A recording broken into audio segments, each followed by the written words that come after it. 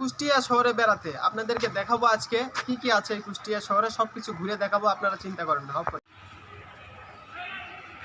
পৌরসভার মাছ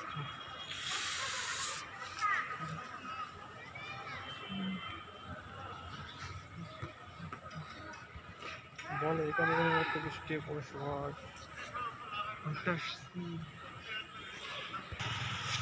আগে যাস আমি এই তো পড়ে আসছি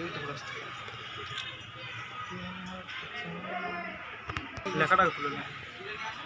তাতে যাবো রে অন্ধকার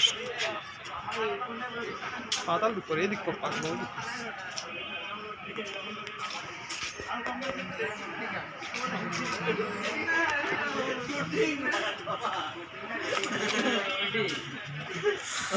অরিজিনাল শুটিং